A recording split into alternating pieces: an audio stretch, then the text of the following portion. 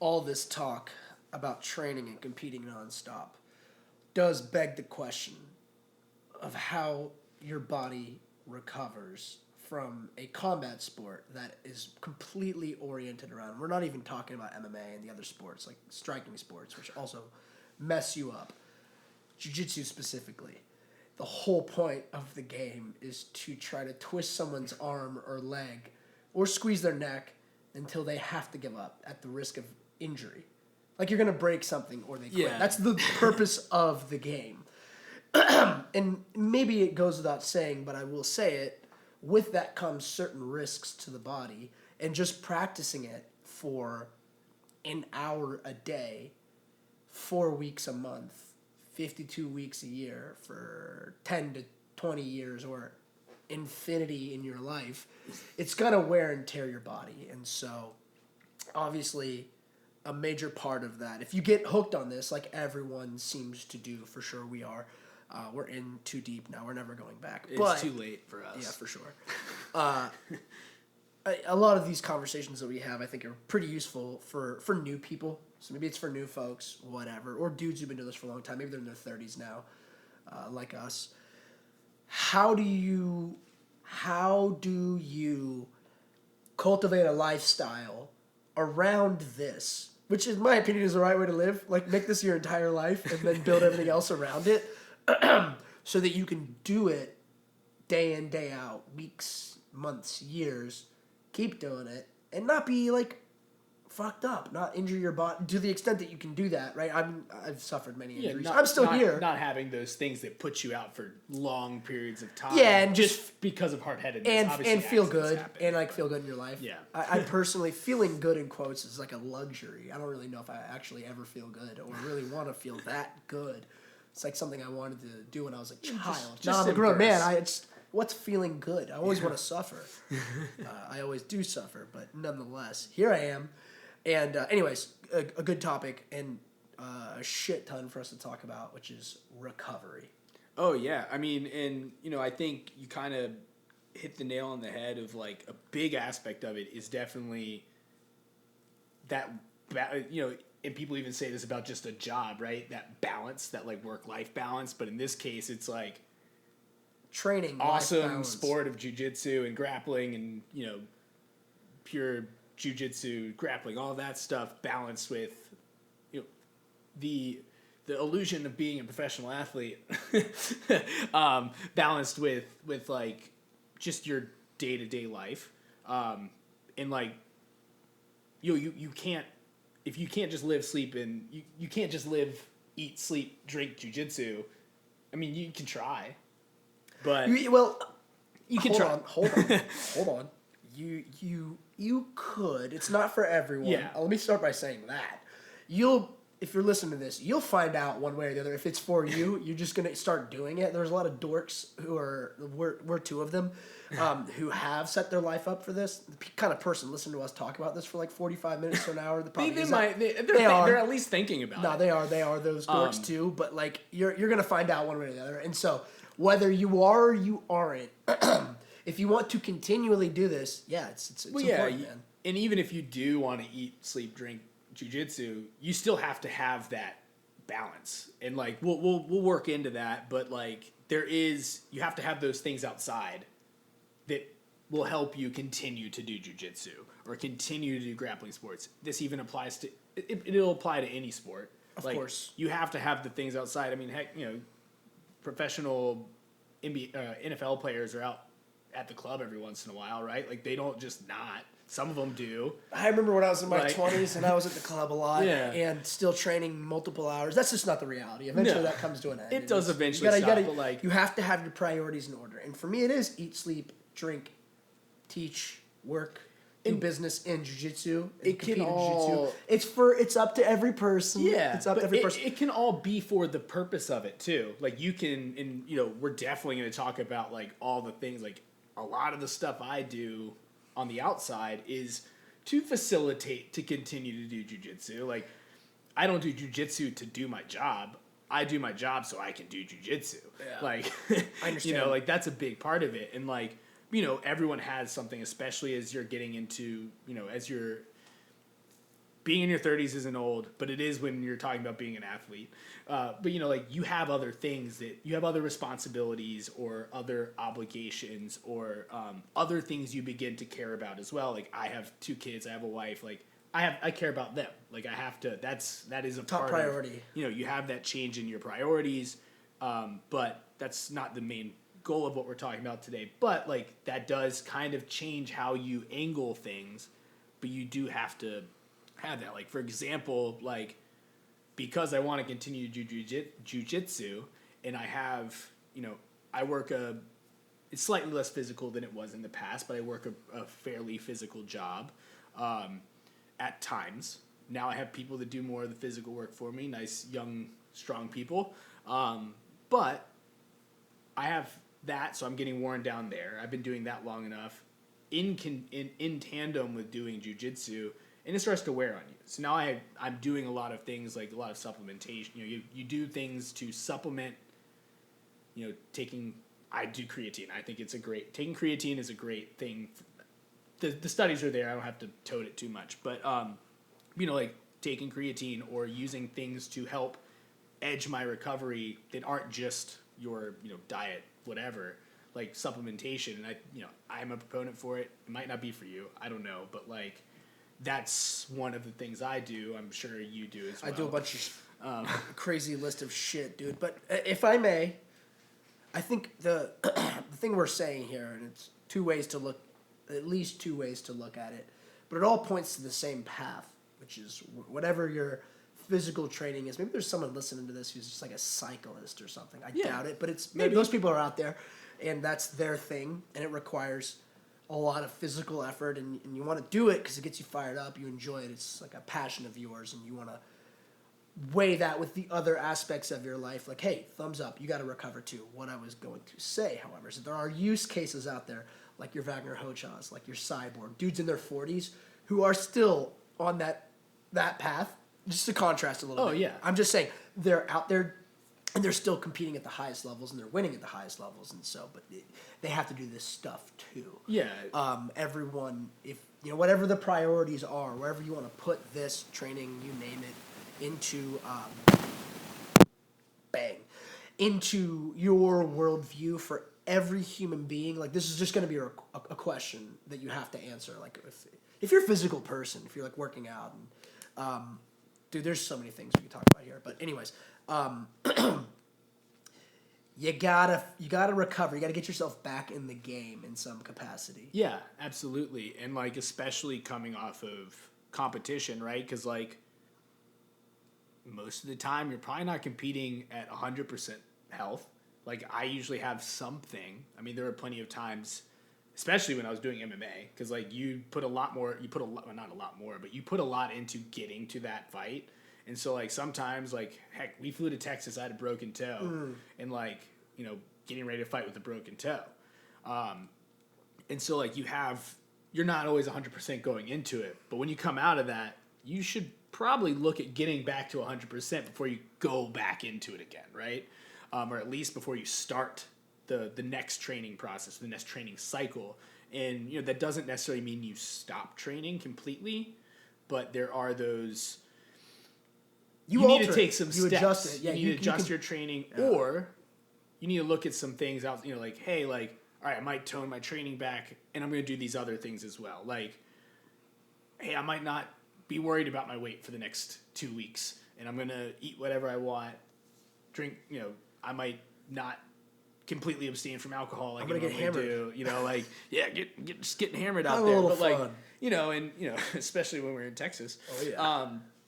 But you know, like, so you will alter your lifestyle with training.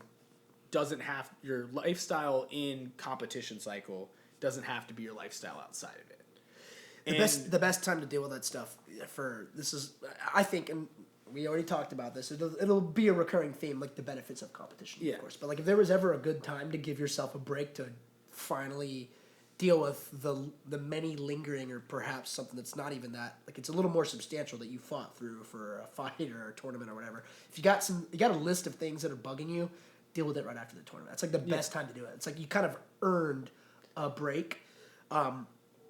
excuse me, unless you get to a point where you're like competing in cycles in like a season, you have like a bunch of games, and you're like, all right, crap, like I've got another month and a half of tournaments or whatever, and like, all right, I got to figure this out. If you name it, like when you have that break, you got to take the time to deal with it.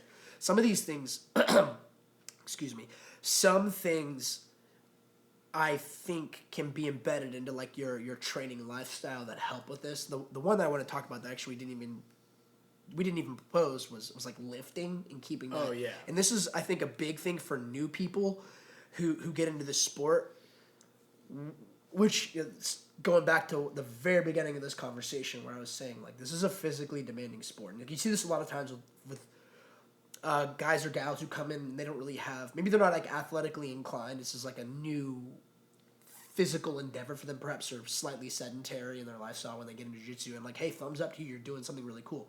Keep doing it. But the shock to your system that this introduces when you go from maybe doing nothing or a different sport that's not a combat sport. Combat sports come with literal, like, a lot more physical impact to the body. It just requires more physically to deal with than cycling or whatever. You name it. I'm sure those are difficult. Whatever. Different. Yeah. Well, like, you're just not getting hit. Yeah, you're not getting cycling. Yeah, like, I'm sure it's a wreck on your knees, and you're like, don't get me wrong, but this is just like you can't. This is a collision sport. You're you gonna can't collide. strength your way out of getting knocked out. Right. Well, but point being that, like, there's an adaptation phase when someone gets, like, I've seen this so many times where, like, someone who maybe is a little more sedentary, haven't worked out in a long time, maybe they're an athlete many years ago, but they're like, this is kind of my new thing. This is getting me really excited, and they get kind of hooked on it early, and that's not a bad thing. It's a really cool thing to see someone who, like, goes from not being physically active to coming into like a jiu-jitsu class or whatever, you name it, Muay Thai, and they're like, this is really fun. All I want to do is this now. They get a little in over their skis, and they're sore, and maybe they like that. And they're like, this is really fun. Like, dude, I actually really miss this feeling. But they kind of push themselves, and they're not so dialed in. Like, we're pretty dialed into them. We're like, hey, man, like, I've got something going on with my right leg. Like, I'm not going to miss training, but I'm going to audit and adjust the way I train, knowing that, like, whatever's going on with my right knee, I got to deal with it. I mean, that's a control and, like, skill level thing, whereas, yeah, that new person you're talking about right now doesn't have that yet. 100%. They don't have enough control over the game yet to be able to, like, oh, I'm just not going to do things to my right now. Maybe they only know how to do things to right. It's probably why they're hurt. 100%. Well, but that's the hurt is the question, right? It goes from, like, being something that maybe if they're not dialed into their bodies because perhaps they haven't been trained for a long time, they don't know how to assess these things very well. And again, they're fired up, they're excited, they want to be on the mat. All good things. But if they don't know those things, and perhaps, like, as a coach, like, you don't know they're dealing with it. If they tell you that, it's like you can kind of help someone. Yeah. You're going to steer them. But, like, imagine, I mean, I've just seen it where a new person a couple months in, really excited, body hasn't quite adapted to this new stress on the body. It will adapt, and they get injured. Yeah. And they get really upset. And they're like, crap, man, this was really fun. Oh, I'm gonna miss a month of training. This really sucks. Like, part of that is like, worst case, they don't come back. That's what it is. A lot of them don't come back. So you kind of, like, this is something that I always try to tell people. I'm like, hey, like, you can take the time off. Like, especially when you're new, like, you actually probably need to. And I know I kind of couched all of this in with the lifting concept. I think, like, you have to lift to armor up the body to better withstand the impacts of any of these combat sports. That will really help. But yeah, dude, it's like, I mean, I've seen it so many times. Someone gets injured, they're on a good path, they get injured, they get sad, they quit. So yeah, you got to don't be that guy. You got to strengthen like that. Lifting is very important. You got to strengthen everything around it, and, like, you might think coming into it, right? It doesn't even have to be insane amounts of lifting. Like, it probably shouldn't be. I do like once or twice a week. Like, it's not a lot. Just try to do something, work specifically, and a lot of time it's not anything that's specific to jiu-jitsu. I'm not doing, like, specific, like, oh, I'm gonna do, like, all these things that mimic, you know, pulling and whatever. Like, a lot of the time it's other, like, the exact opposite. So I'm working in, like, kind of reinforcing the things that you don't work doing jiu-jitsu. Balancing out the body a little bit. And so you can get that balance, and you actually will help protect the body by creating that balance. Like, you know, you're not sitting there doing working out your guard posture, you know, which a lot of time will kind of put you in that slump, that, like, forward curl, or your guard breaking posture. You know, you don't get into that, like, forward curl where you're using a lot of the front muscles. you get that like you get a lot of like pec, you get a lot of like hip. Are you talking about deadlifting, bro? So you start deadlifting. Yeah. See, my guy. So like that's a large like I mainly do like I do a lot of deadlifts, a lot of like back stuff to like pull everything back, do a lot of the posterior chain. So that you're kind of strengthening those muscles so that they are able to aggregate against the muscles that we do use a lot in jiu-jitsu so that your posture doesn't get screwed up for day to day.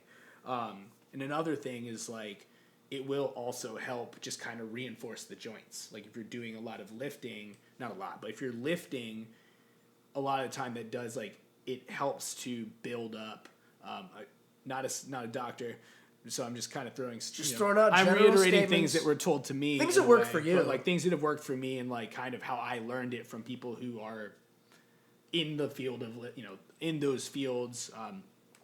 I have no qualifications here outside of experience. Got it. Disclaimer. Yeah, but like lifting does reinforce because you're using muscles and your muscles go around your joints. So like you're helping reinforce, so then things are less likely to injure you and so on and so forth.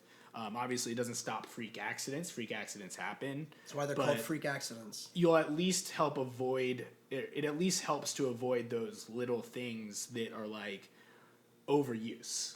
If you're doing it the right, like especially if you're working those aggregate muscles, you're not overworking the muscles you use for jiu-jitsu or grappling, wrestling, whatever.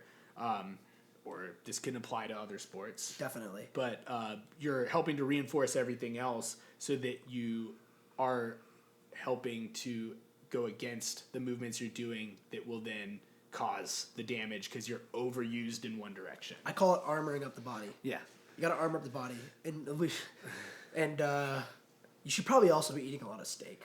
Yeah. Also, not a doctor. Diet. I mean, diet. We can talk about that in a second. Super important. One thing I will say though too, just to talk about you, because you mentioned this earlier about your you lift 1 or 2 times a week. I would say the thing that if someone new is listening to this, that's different between you and that person is that you've been lifting also for many years. So you're at a point, and by the way, if you're listening to this, like it's exactly, it is maintenance because you've kind of established like a base of strength because you did the work a decade ago or longer. So you have that foundation of lifting, of strength. Your muscular skeletal build is familiar with that. Anyways, what I would tell someone new is that they should seriously consider working with someone who is a professional strength trainer so that you can kind of get to what you have established to where you can maintain early on. And there's, talk to your professional, talk to your coach, get a strength coach. But it might be more like 2 to 4 days a week, depending on availability and like what your body can handle. But like you kind of need to get to that point. It can also be just a general program, and like getting someone to program it for you is, especially if you don't have experience before, like having someone else program it for you and hold you accountable for it also helps. And I think there's even, I know guys who just have an app that just like spits out stuff, right? Like or it'll be like, there's coaches out there that you don't even have to have a person. It's like an online coach, whatever. I don't There's a million apps. I know a guy. I'm making an app that does this, by the way. But whatever. Another conversation. Yeah, well, maybe he'll pay us and we'll plug it. Like or we'll talk to him whatever at some point. Figure it out. But so you have someone that can kind of give you a list of things, and especially like, so you're doing the right things. And like you don't want to just go out there, especially if you don't have experience lifting or you haven't been doing it long or you've taken a long period of time off. The lifting you used to do in high school is going to be vastly different than what you should be doing for this. Maybe.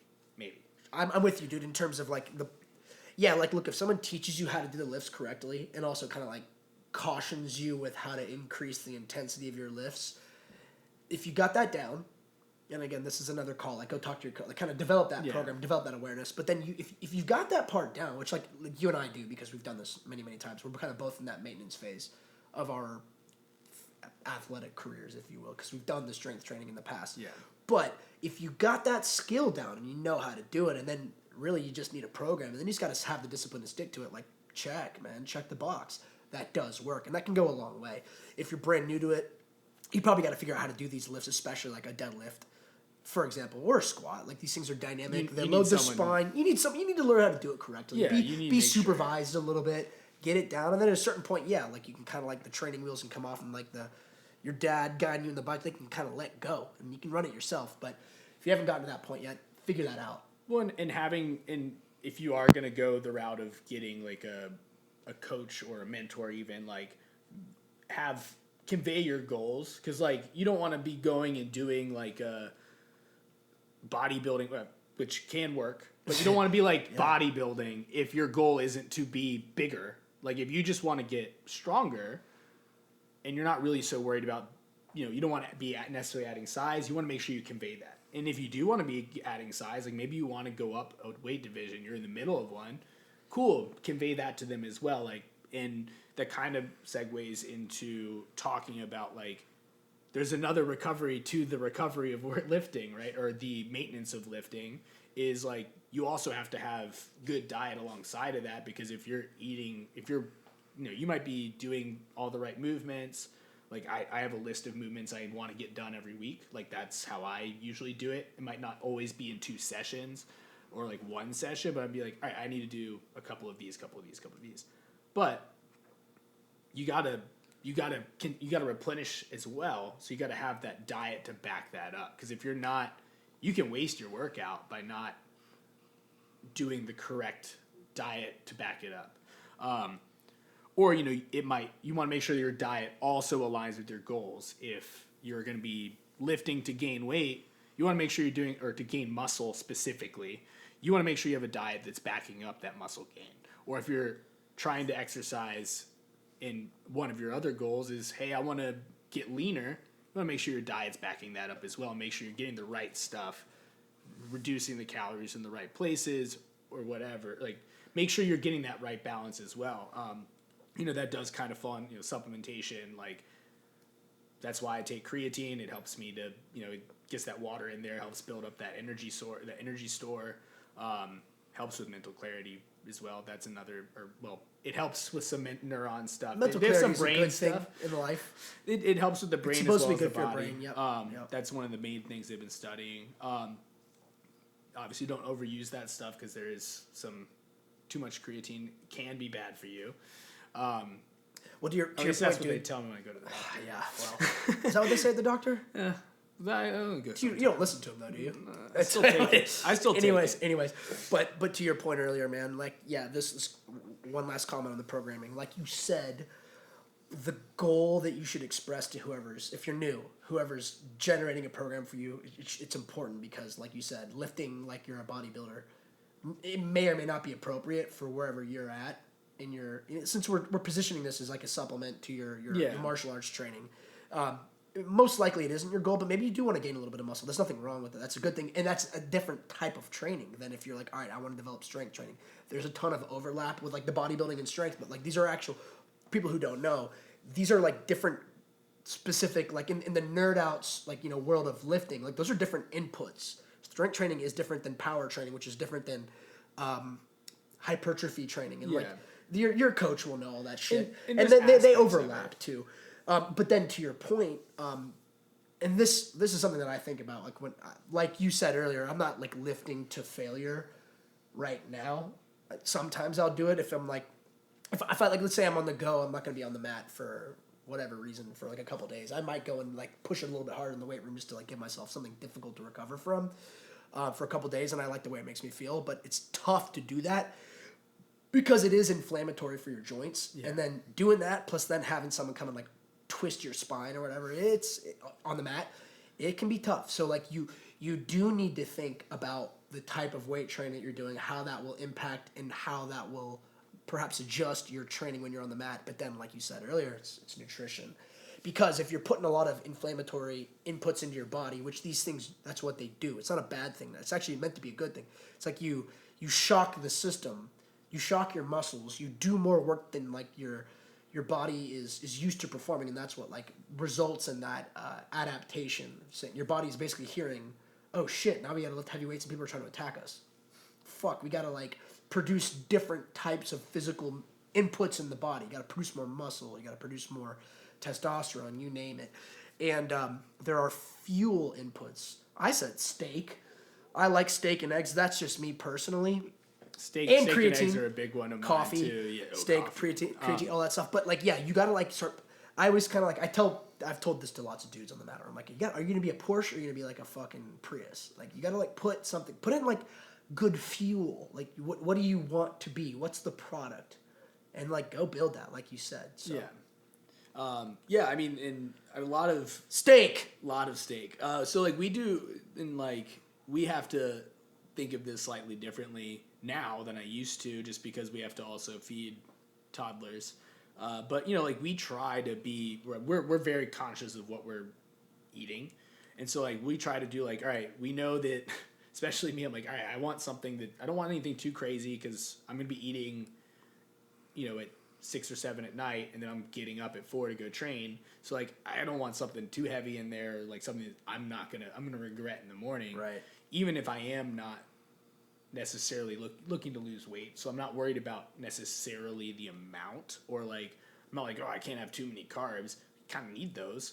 Like you need carbohydrates and stuff. But like we do kind of like, all right, we need good protein source. We need a carbohydrate source. We need to make sure we have like kind of something that, you know, something green, something that gives some like vitamins and stuff, like, you know, some sort of nutrient stuff that's not in my meat and my There's rice. a bunch of internet like carnivore dorks who will tell you that, and they may be right. Sometimes in my They life, might be I decide correct. that they're I do right it sometimes because I'm sometimes. like, dude, I'm just gonna eat steak. Yeah, I'll do it too. But like some of those dudes are like they're real big, and not to deviate off track too much. There's a lot of internet nerds who are saying that like you know, carnivore dudes, who are like, all you need is a grass-fed steak. It has all of those things. Which, like I said, sometimes I'm like, I want to believe them. And then I go and do that for a while. I'm pretty sure we have an old episode where we definitely are talking, like, we're pitching it. Yeah, well, you know, anyways. That was old us, though. But, you know. I eat a lot of steak. And sometimes I eat only steak, but that's just me. It all depends on what your goals are, too, right? Like, all of this is goal-based and, like, how you want to fit it all together. It is a holistic picture. And so, like, I might approach it differently when I'm in an off competition. Like if I don't have something planned, I might eat slightly differently. I'm not going to eat total crap all the time. Yeah. I might every once in a while. Like I had pizza yesterday. It's just crap, but like it's not what I would normally eat. I'm a little less stringent with my diet if I'm off if I don't have something lined up immediately, or it's, you know, it's a ways away. You gotta live your life, man. And, you know, we'll definitely talk about living your life. That's important, too. But, like, I have to think about the other inputs as well when I'm eating. Like, if I eat a huge meal, my sleep's going to suck.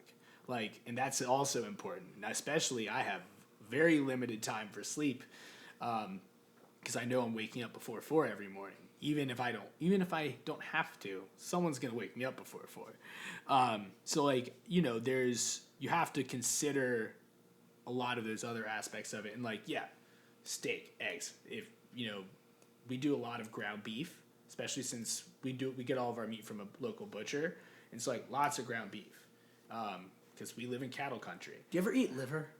I used to, but the other mouths in my family won't. Not really big. So, and you can only eat so much. I used to, when I was in college, I would eat it because I was just cooking for myself. But like, you eat too much of it, you do feel a little not great.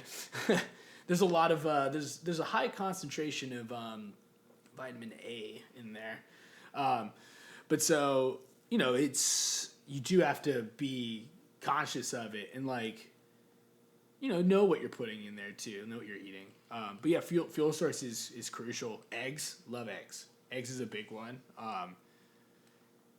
I think eggs are a superfood. I agree.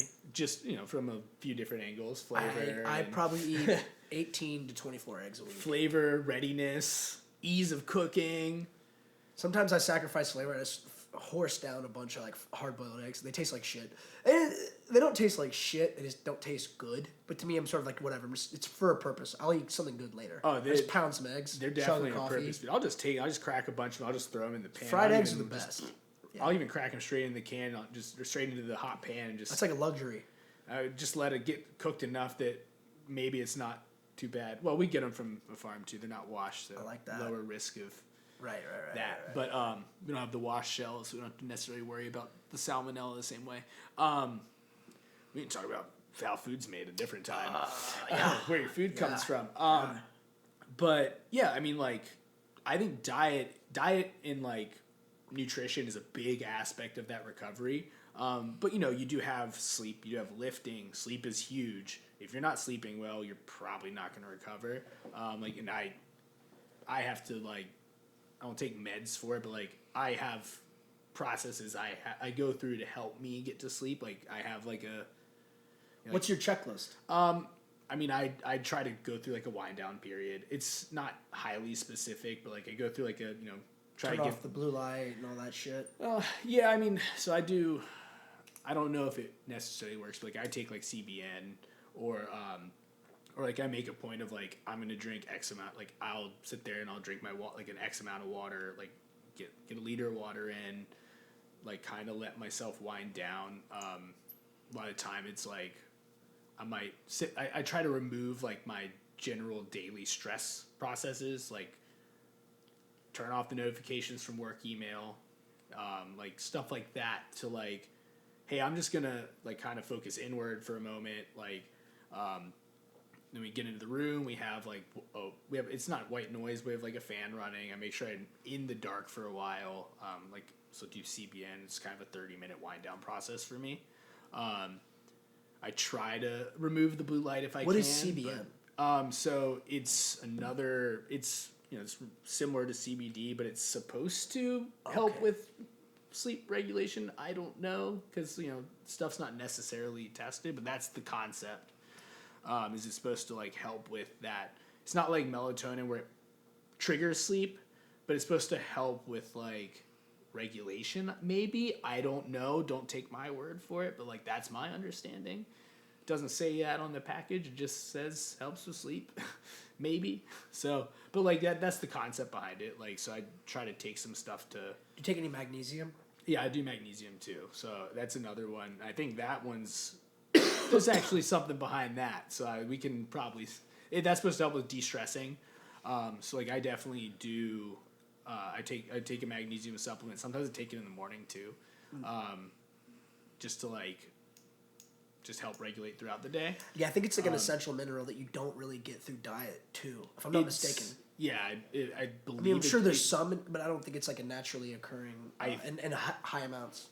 Don't necessarily. I mean, I know it's going to be out there, but don't necessarily quote me on it. But I think maybe it's something that it gets used up. It's not Right. So maybe we can have Colin back on. I bought a bunch of his magnesium recently. Yeah, we maybe get some people that know it a little better. He has a lot to say, I'm sure. Yeah, it's supposed to be good for muscle recovery. Yes, for sleep, obviously, because that's part of it. Testosterone production, I think it checks a lot of boxes. Yeah, it's what would you call it? It's I was gonna say therapeutic. I don't know if that's the right word, but it does kind of it down regulates. Yeah, it's supposed to help with stress. It cools you down. Hormonal. It's a regulator. Is right. How I understand it, or how it's been sold to me at least. Yeah. Similar to zinc's another one that I take. I try to get. There's specific things I try to get because I don't know if I'm getting them through my diet. I don't take a multivitamin, but because I think I'm getting everything. I feel That's pretty good about what I put in. Yeah, dude. I feel like I'm putting especially enough in there. You're I've big organic local farm stuff. Those are probably they're probably super with vitamins. Super duper. They're probably multivitamins in themselves. I used to take a ZMA, zinc, magnesium, and some with an aspirin. But it also had melatonin, and it worked for me for a while. But I stopped taking it because of the melatonin. Melatonin, I also stopped. It wasn't a large amount of melatonin. It was just I just got to a point where I was I just don't want to take too much melatonin. I want to if I'm gonna have some of it, I want to cycle it in and out of my body. I felt like I was having trouble when I wasn't taking it sleeping. When I was taking it frequently, when we were doing the 3 sessions, back then, I had to do a lot of stuff to help get to sleep because you get back at 9, central 10 nervous PM, system's fired, dude. You're awake. And you're especially you get home, you eat, you have a belly full of steak or whatever, but you have you got a full stomach and you're trying to go to sleep. It's hard. So you have to it took a lot more then than it does now. And I definitely had some issues with that after melatonin I don't use that in my recovery anymore because it caused issues with my sleep cycles. I get it. Especially if you get woken up. Now I have to get up in the middle of the night sometimes, help with the kids wake up. Well, I think it's also worth saying that it's different than like everything else we talked about with like zinc and magnesium and like your like process for preparing yourself to go to sleep. Melatonin is really maybe there's an expert that can expand on this shit, but the way I look at it, it's really only used to help you sleep. Like those other things you're putting in your body. Well, maybe let's talk about like just like what you're consuming. The zinc and the magnesium, like those are things that your body will use to aid in sleep, but also like it'll aid in the recovery. It'll aid in like all the many other functions physically that your body needs to perform. It's a thing we know that you need to put in. You your need body. it. You need your body. Your body will produce. Your body produces melatonin to tell it to go to sleep. Yeah. So that's exactly. How so it's like it's not mandated. It's kind of like it sounds weird, but it's sort of like it's like you're taking a drug to go to sleep. Yeah. It's I was gonna a little extreme, but you get the idea. I was also had like a very extreme analogy of like it's taking Heroin. steroids. I was it's like sleep heroin. It's like doing like if you're doing like a testosterone supplementation, it's a similar thing, right? Like it's something your body would otherwise produce, and you're trying to give it more to help Right. do something, Right. Whatever it is. Some people it can be whatever. It's beneficial in some cases, but like If you like really can't sleep, you might need to take it sometimes. Something. You need something to help you go to sleep Sure. if you have Gotta that much sleep. trouble sleeping. Sleeping That's very the point. important. That's what Point we're of getting everything. at. Yeah, I think Not to is go nice. too much and like try to sound like experts on something, but you do need sleep. I can go ahead and tell you that I think much. you can pretty confidently declare that. I can with 100% confidence say you need to sleep. Guys gotta sleep. But like I think finding that like ritual of sleep, like that way that you can get good sleep is important. Even if it's like, hey, I'm gonna get a solid 4 hours, but they're gonna be a good 4 hours. Like that's kind of where I'm at. Like I know I'm gonna get I might get like a 4 hour chunk, or if I'm lucky, I'm getting 7, 6, something in there. I think right now I'm getting like 6. So like it's like I know like, hey, I'm gonna go through my de-stress. I'm gonna go through my wind down, and then I'm gonna sleep, and it's gonna be. It might not be a lot, but it's gonna be good. Right. Because then I'll wake up, I'll feel better. I might be tired throughout the day, but that's what coffee's for. Which it's not necessarily good to feel tired, but I can at least not be falling apart all the time. Yeah, sleep, diet. I know I've said this multiple times. I feel like I sleep really well when I eat steak too. Yeah. I feel like Scott recommends need to build some muscle, steak. Need to sleep better, steak. For real though. I mean I agree. I have I went through beginning of this year. I went through like a mini little carnivore phase, and dude, it was good. And I still eat like I don't know 3 to 5 steaks a week, maybe more sometimes depending on the week. But man, when I go on like a high steak diet, dude, I feel awesome. I mean, if it was just I'll mix in other stuff too, but like, dude, when I'm on the steaks, I feel great, dude. If my wife's out of town, we'll do especially so even my son will join in on this. We'll pretty much just live off of whatever venison is in the freezer and eggs. I like that. I'll give him whatever snacks he wants. He gets his snacks, but like venison and eggs is what's for dinner. Or he might even get his own dinner sometimes, and like I'll just make myself venison and eggs. But it's important. Does he like eating what dad eats? Sometimes. Okay. Sometimes he's just like, nah, I'll just stick to the snacks. Okay. But no, he'll eat. He's pretty hype on the venison. We even talked about going and where it comes from and all of that. But yeah, like. Totally. Red meat, good.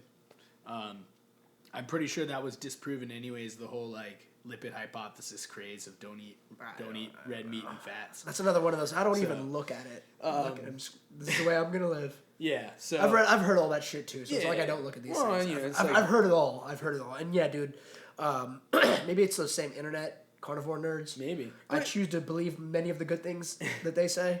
Well, we want to have something that fulfills our inner narrative anyways. But, like, eat something, I think you really want to eat something that makes you feel good. Take supplements that feel like they work for you. Because, like, I can't tell you if they work. I take a bunch of stuff because I feel like it works. get the right amount of sleep, work out. But then like we also off air talked about like you also have to have something outside. And we touched on this in the beginning.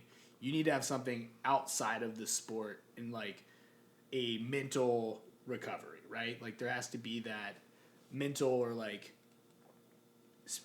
spiritual, maybe. I don't know. Like you need that like that off switch from training. Just take a break mentally from all of it. And like that can be like, hey, go hang out with some friends, go to a party. Like it's very easy to, and I do this. Like it's very easy to like shut into your routine, almost in like a very unhealthy way, of like, oh, I'm gonna get tunnel vision, focus on this like competition or this like it can even be outside of jiu-jitsu. It's very easy business to get, goal. like, yeah, it's very easy to get tunnel vision on a goal and kind of let that consume you and become the only thing, and that can wear on you over time. Like, it's very easy. Like, and I think, I mean, I think a lot of us could probably say that like when everything was closed, right? Like back in 2020 when everything was closed, like that didn't feel great. Even if you get rid of like, you know, people who might have lost their jobs or like, forget a lot of people start going to the gym, whatever, like, but not being able to like do things with other people, like humans are social creatures. If you like can't, that's an itch that you need to scratch, because otherwise like that is a part of your health. Like in doing things, even if it is like, hey, I'm going to watch a UFC fight with the guys I go to the gym with, like the guys I train with. That's a break. Scratch a social. Yeah, don't be isolated. Don't. Yeah, dude. I mean, point taken. 100%, man. I get it. Like, yeah, isolating yourself, and I mean, I think sometimes, well, I might be an extreme case of some of these things, but anyways, I am too. I should take some of the advice that we. Yeah, 100%. I mean, I think like locking in on your goals and shutting out distractions can be very useful and help you achieve a lot of things, but it also definitely comes with a cost. Yeah, there is a time and place for 100%. That lock-in. Like you need that. Like that is important. But when it's necessary. No, dude, 100%. But like you said, like the isolation can become deleterious very quickly. And I think if you're self-aware and you kind of know how to balance these things and manage yourself in that regard, like within the sweet spot of like what you want your life to look like, how ambitious do you want to be, how hyper-focused on your work, and who am I to judge someone who is a high achiever in that regard. That said, you might find that you'll achieve more with the right amount of balance with those breaks. You might come back refreshed with more zeal to attack certain objectives in your life. I find that true to be for myself. Oh, absolutely. And I'm like you said, not always the best at doing this. Yeah, just get locked the fuck in and just. Sometimes you don't notice you needed it until you do it too. Like sometimes you have that like unplanned day off, right? Like that unplanned day out of the gym or that unplanned day off work, and like you like really don't want to at first because you're like, no, like, I got to do this thing. Like I need, you know, you feel like you need to train. Then you're like, all right, I'm gonna take this day back. I'm going to call out of training today, and then like the next day you come back and you're better. You've got your back to like 100%. Yeah. Like because you just took that day off. You're like, all right, I'm gonna take the day off. In my case, it's like I'm gonna hang out with the family for actually, you know, hang out with them when they all wake up for a little bit longer than go to work instead of going to the gym this morning. And you do feel better. You feel like you're gonna miss something.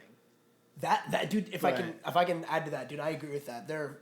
Again, not always something I practice, even though I preach it. But there are a lot of times when either I'm forced to not train or sometimes I choose to not do it. And I think bringing it back to like actually your performance on the mat, man, like there are a lot of times where I've like come back off of a break and I've performed way better. I think part of that too is you get into these like cycles and habits of doing the same things the same way over and over again. This may be just kind of like a segue back into like training on the mat. Yeah. Just since it's on my mind. A lot of times we're like taking a break and then you can kind of like pause the patterns that you're constantly going through and be like, well, what if I did this differently? Or like, what about X? What about Y? And like you make adjustments and you come back, and then in situations like this, I've come back and I've performed much better. Well, yeah, you can fix your approach and like Maybe it's the literal physical recovery. Maybe it's. I think it's to me. I think the biggest thing is the mental aspect of that, of coming back and being like, all right, when I step back on the mat, I'm going to step back on the mat. It's like the thing is like, don't be a psycho. Like you miss one a day or 2 it's days. not the whatever. end. For you know you're yeah, in for life. especially This is a when you've life been doing- sentence. Especially when you've been doing it this long. Like I mean, you're gonna get back on the mat. 100%. It's not like it's better to sometimes it's better to take that step off. You're going back, and you're gonna like- go back to like a heavy dose of it. So just that break, and then coming back and be like, oh, maybe I'll do something different from my guard. Maybe I'll do like I've been doing the same thing over and over and over and over and over and over again. And then you pivot, and then you find you're like, oh shit, this is actually working really well. Yeah, it gives you a chance to kind break of like your monotony and Yeah. stuff. Yeah, for sure. Like it's like you digest the inputs. yeah. You can't just keep gorging yourself with the same shit over and over again. You need like a minute to be like, all right, download it, install the software, like think about it, let it like run its course, and then you go back and you do it differently. Like, oh wow, like I'm doing cooler, newer moves or whatever, or the same stuff that I used to do, but a lot better.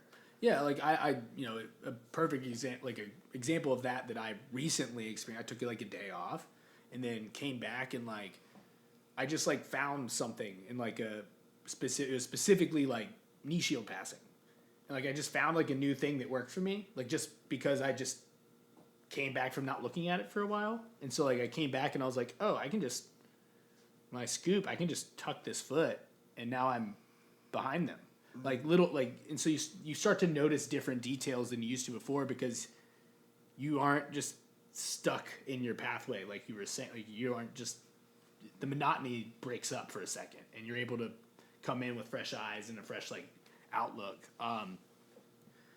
So I mean yeah, and like another kind of similar thing with stepping off the mat, and it could be what like we're saying, having that social life outside of it, doing something that is social, or dude, if you're sick, like take a day off.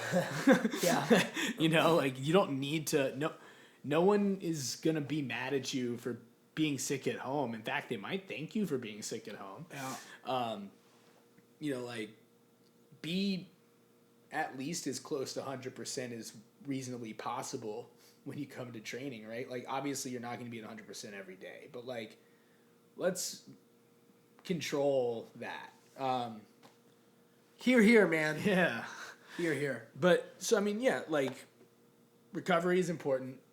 Kind of like summarize here, recovery is important. Like finding that balance between your training and those things off the mat, and those can be or out of sport, like those other aspects of life, those additional things that you're doing, whether they are perfectly targeted at the sport or just other things, so that you're creating a balance there and you're able to be at your best for longer. Maybe is the better way to, rather than being at 100%, but being as close to 100% I was gonna say for the longest period of time. My way of saying the exact same thing was that it's going to keep you in the game longer. Yeah. This is a long-term thing. You want to be able to do it as long as those other guys, like you were saying, like Wagner, Cyborg, all as the like other- Cyborg, yeah, all these Rafael guys who are Lovato. doing it for like later, like in the later stages of life, when you get beyond your 30s, when you get beyond what is considered athletic peak, and you want to be able to continue to do it that way. You need to find ways to recover, stay healthy outside of just like, I'm just going to train and just, I'm going to become the hardest, I'm going to train the hardest and learn all the moves. Like that's cool, but you're going to get broken down. And so you need to find processes or things outside of that to help keep you going, keep you in the game longer. I mean, do you have any other No, things man, you'd you like to nailed add it. Here? Here. Awesome. So, yeah, that's that. That's that.